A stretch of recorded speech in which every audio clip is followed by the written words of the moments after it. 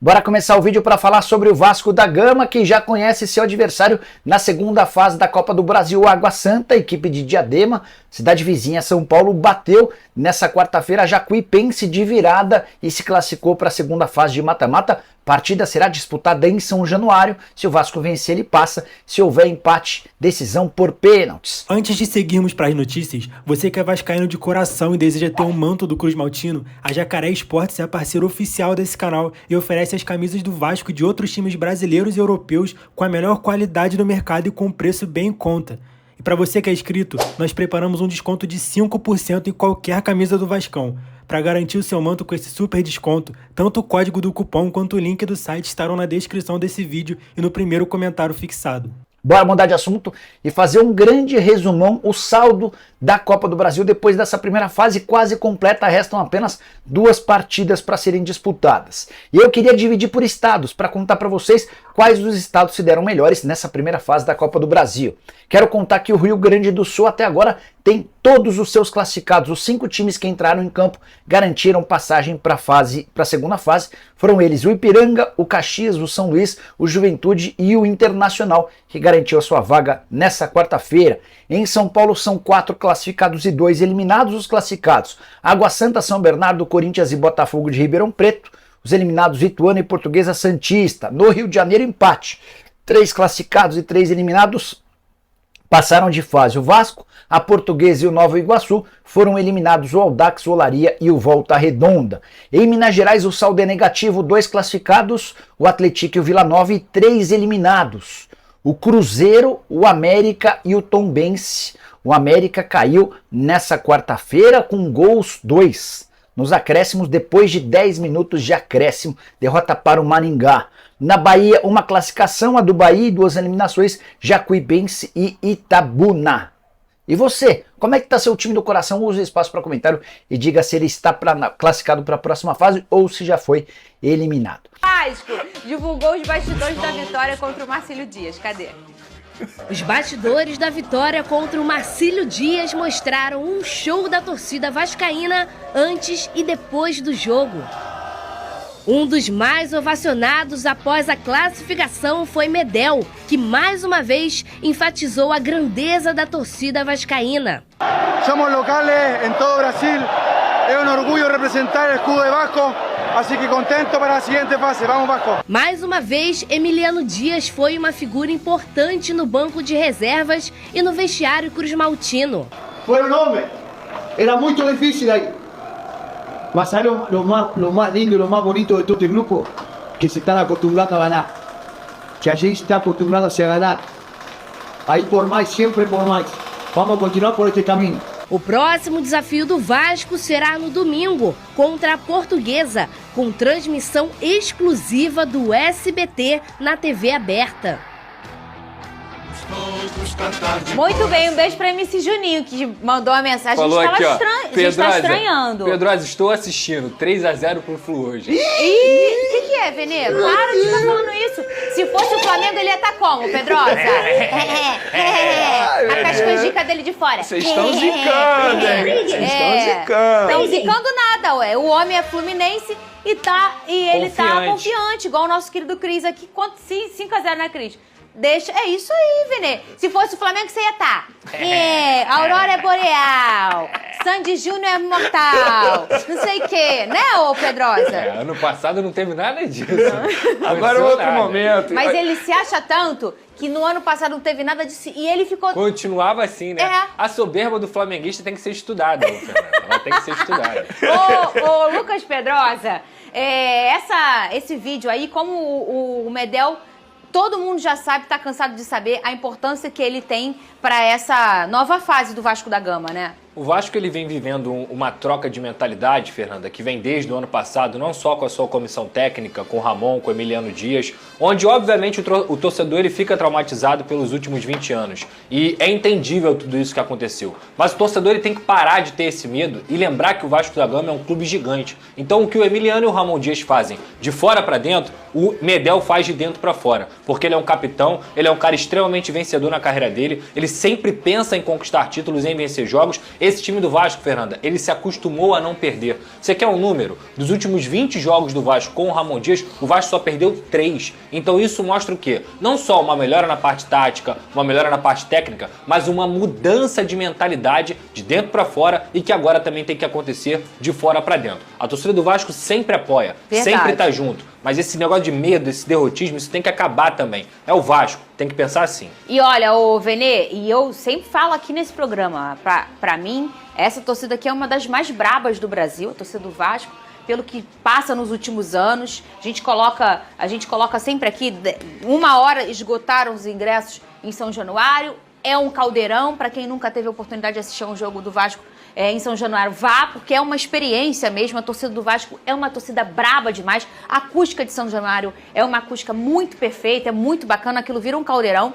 E assim, é uma mentalidade desses caras aqui, do Emiliano, do Ramon, e a gente já percebe, do Medel e do Verratti também. Mas eu tô vendo, e eu acho isso muito legal, um influencer do Vasco da Gama, um dos caras que mais sabem de Vasco da Gama, tem postado muito sobre isso. Eu não sei se você conhece ele, o Lucas Pedrosa. Ele tem colocado, vamos parar com esse negócio de derrotismo. Até vídeo de motel o cara posta. Bota. Esquece. Ele bota. Pô, com ele não tem hora. Já falei que a culpa não é minha. Já falei. E aí, e é isso, porque na verdade é uma coisa ramificada, né? Um pensamento sofrido já do vascaíno, que é como o do botafoguense, e vários elementos têm que tentar quebrar aquela raiz, né? E um deles é essa galera mesmo que fala pro torcedor, no caso, o Lucas Pedrosa. E como é importante essa fala, eu tenho visto o Pedrosa sempre botar, vamos parar com esse negócio de derrotismo, vamos parar com esse negócio de Marcílio Dias, ai meu Deus, e se perder? É ganhar. Cara, concordo em gênero, número, grau. Inclusive, discordei de muitos torcedores do Vasco que quando o Paê não foi relacionado pro jogo contra o Marcílio Dias, e agora já era, seremos eliminados. Gente, assim, estamos falando de Vasco da Gama e com todo o respeito ao Marcílio Dias. É o Vasco, cara. O Vasco não pode ter medo de enfrentar um adversário tão fraco no cenário do futebol brasileiro. Então o Vasco é time grande e sim, se o Vasco subiu para a Série A foi graças ao torcedor, se o Vasco não caiu para a Série B foi muito graças ao torcedor e também graças ao técnico Ramon Dias, que eu acho que o discurso dele é maravilhoso. Gostei muito na época quando ele falou não vamos cair e tal. Não vai barrar. Não vai barrar, tem que ter esse discurso mesmo, porque o Vasco é time grande. Estamos falando de um clube enorme no cenário futebol brasileiro, sul-americano e até mesmo mundial. Então acho que estou com o Pedrosa, estou com você, estou com os torcedores do Vasco que confiam numa ascensão do clube nessa temporada. E na Copa do Brasil já tem um adversário definido também para a segunda fase, é o Água Santa de São Paulo. Venceu o Jacuipense ontem. Graças a Deus que não foi aquele outro time. Venceu o Jacuipense ontem por 2-1. Jacuipense. Lembrando Imagina ele fazendo vídeo do motel falando Jacuipense.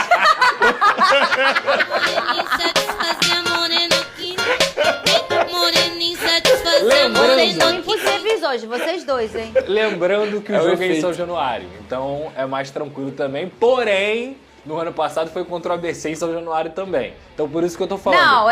Chega desse derrotismo, vai lá para São Januário para poder apoiar e chegar longe na Copa do Brasil. E tem mais tem ainda drone de mercado? Não, do por Vasco? enquanto tá parado. Eu sei que o Vasco tá buscando ainda um atacante para se reforçar aí. Lembrando que, se eu não me engano, hoje é o último dia para inscrição no Campeonato Carioca. Então, independentemente do Vasco acertar ou não, caso não seja hoje feita a inscrição, só vai conseguir estrear na Copa do Brasil ou no Campeonato Brasileiro. Mas o fato é que o Vasco busca aí pelo menos mais 2 reforços até o fim da janela. Se isso vai acontecer ou não, depende muito da diretoria, depende muito do Alexandre Matos, um trabalho que, na minha visão, está deixando a desejar. O vascaíno deveria ter mais jogadores, principalmente na parte ofensiva, como opção. E a minha maior tristeza em relação à falta de opção hoje temos um grande técnico. A gente teria a oportunidade de dar material humano para que ele pudesse fazer mais um grande trabalho, para que pudesse ter condições de disputar grandes coisas. Mas enquanto a diretoria não dá esse material técnico para a comissão técnica, o Vasco vai continuar sofrendo em algumas oportunidades.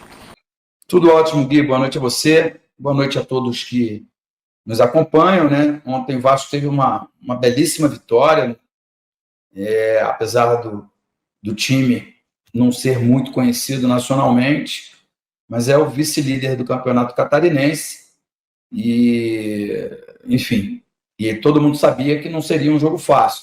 O Vasco tinha alguns desfalques, alguns por escolha do Ramon Dias, outros, como o Payet, por exemplo, com suspeita de dengue, mas o Vasco teve um comportamento que me agrada, mantendo ali a regularidade pós-turbulência, né? Pós aqueles 2 jogos ruins ali contra Bangu e Nova Iguaçu, né? O Ramon Dias optou por 3 zagueiros e o Vasco encontrou uma solidez defensiva que facilita, né? Você não... Boa noite, Juninho. Como você tá, cara? Fazia tempo que não passava por aqui, cara. Boa noite. Pô, pois é, tá tudo bem aí com áudio, com vídeo, tudo certo? Dá pra ouvir tranquilo. Na hora que eu fui entrar aqui, cara, o notebook resolveu sumir o áudio, sumiu a imagem, aí eu tive que reiniciar aqui para voltar ao normal. Mas, pô, um prazer estar aqui com vocês de novo. Realmente há muito tempo que eu não aparecia. A primeira do ano, né? A primeira de 2024. Então aí, desejo um ótimo 2024 aí para nossa audiência, que esse seja aí o primeiro de muitos encontros aqui com vocês, que, pô, sabe que eu gosto demais de vocês dois. Valeu, Juninho. Pô, tamo junto. Sempre bom recebê-lo aqui no nosso canal. Ó, o tio Zezé já mandou superchat. Chegou mandando superchat. Boa noite, Edmundo, Gui, Juninho. Vasco jogou bem? É a pergunta que não quer calar. O pessoal, todo mundo criticou muito ontem durante a nossa transmissão. O importante é voltar classificado. Tamo junto, tio Zezé. Um beijo no seu coração, obrigado aí. E aí, Edmundo, Vasco jogou bem? Eu acho que jogou dentro das suas limitações, né? O Vasco não tinha ninguém criativo, o Vasco tinha 2 volantes no meio-campo só, então o Marcílio Dias naturalmente ia dominar aquele setor, e tinha, né, no Adson e no Rossi a velocidade pelo lado, mas é só a flecha, faltava o arco.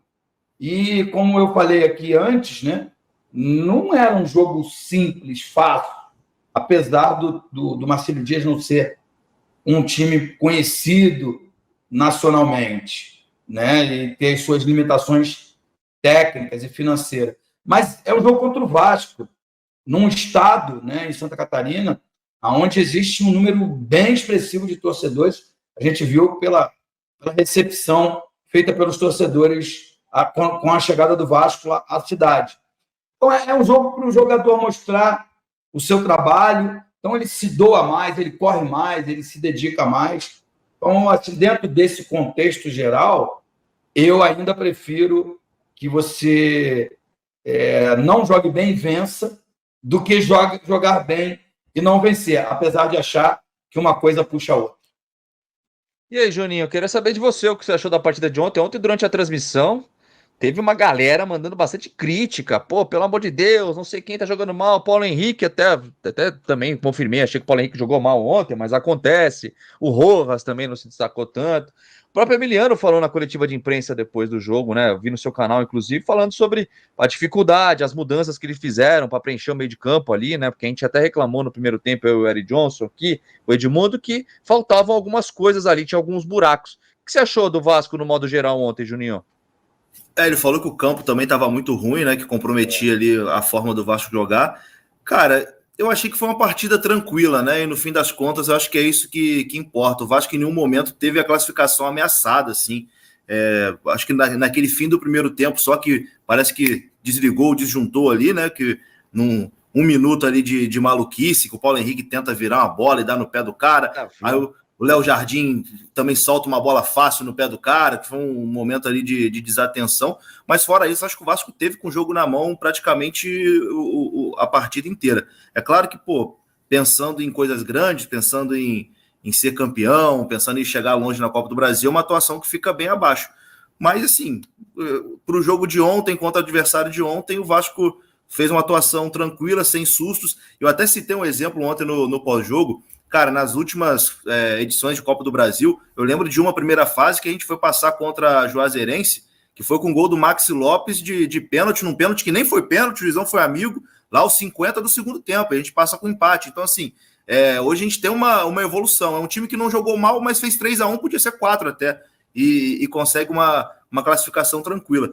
E o que me dá um pouco mais de esperança é que o Vasco geralmente tem jogado melhor contra equipes mais fortes, né?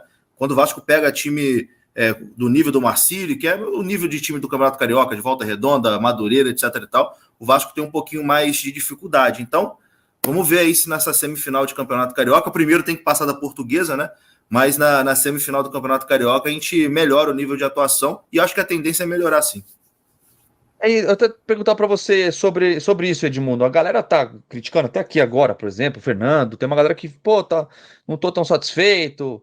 Prometeram contratações. O Vasco jogou mal. Eu queria saber, você acha que, Edmundo, de repente, essas críticas que a torcida faz pro Vasco da Gama é por conta do que aconteceu ano passado, pela esperança de um ano diferente, 2023, e acabou lutando até a última rodada para não cair? É por conta dos outros anos, não é questão da 777, mas por conta desses 20 anos, vamos dizer assim, mais ou menos, de sofrimento do Vasco da Gama, né, em altos e baixos, e aí a torcida fica sempre receosa, sempre, meu Deus do céu, esse time vai cair, ou você acha que é por conta da 777 mesmo? O que você acha dessas críticas da torcida?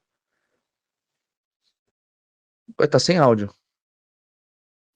Quando começou essa história de SAF, que aconteceu um plebiscito, o torcedor votou em peso a favor da SAF, porque o torcedor do Vasco acreditou que seria um novo rico, o mais novo milionário do futebol brasileiro, que faria contratações gigantescas. Então, nesse ponto, eu acho que a torcida tem razão em reclamar.